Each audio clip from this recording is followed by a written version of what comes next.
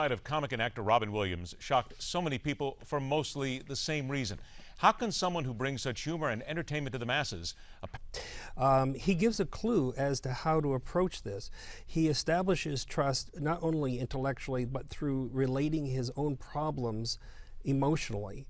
And he establishes trust and helps this young prodigy manifest his talents emotionally and intellectually. So yeah, he's kind of giving us there from his own experience clues as to how we can help people. This was a very troubled man apparently for many years, which many people did not know, simply because there were drug addictions in there was alcoholism.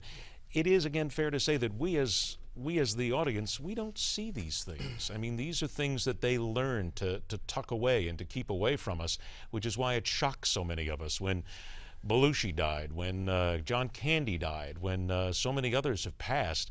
We don't expect it, but they keep it very well tamped down so the rest of the world can't see.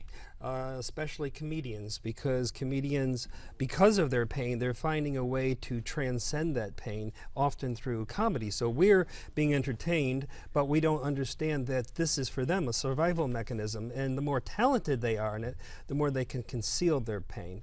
But it's very interesting that in a comic special called, I think it was called Weapons of Destruction. Weapons of Self-Destruction, I think is what it was called. Yes, and it was very revealing. There was a line there, I remember, where he talked about, when I was young, I was told that drugs would kill me. Later, at the age of 58, my doctor is telling me I need drugs to live.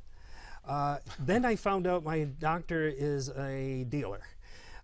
So I think there again is an allusion to the fact that the medication, particularly what he had, bipolar depression, often when they're on medication, it has deleterious side effects.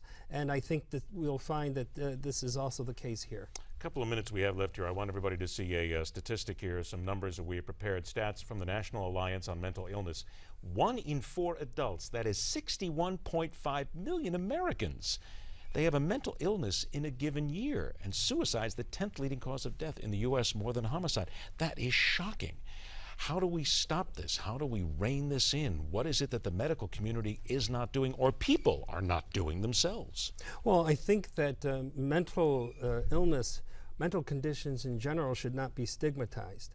And unfortunately in our society they are. They're often very talented, very insightful people who are going through these problems precisely because they're very sensitive and they are talented. So I think we need to just see, listen, this is what we need to do. We need a protocol to help these people. There's very little help from in the medical community, given to the medical community by the state or federal government, or by private enterprise and people in general. So I think we need to mobilize our resources to help these people. For a few seconds we have left here, is it not fair to say that from a psychoanalyst position, there's a fine line between genius and madness?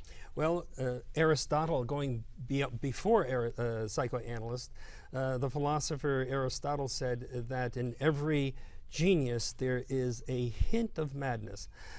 So yes, it's often associated. The main thing though is that it need not overwhelm the genius if it is treated properly and not numbed into limbo by drugs. I think you've just really hit on the whole thing there. It is not numbed into limbo by drugs. Dr. King, thank you so much for coming by today and bringing us this idea. We are still learning so much more about Robin Williams. We are following the instances and the news conferences in California. Again, it has been ruled an apparent suicide. We are still waiting for the doctors and for the medical examiners to issue their report as well. Coming up next, we're going to stay on health, because there's something out there that simply is just not quite right. Something that is being banned, being kept from us. We'll have to discuss it. Nick Tate is here for that and a whole lot more when we continue on MidPoint.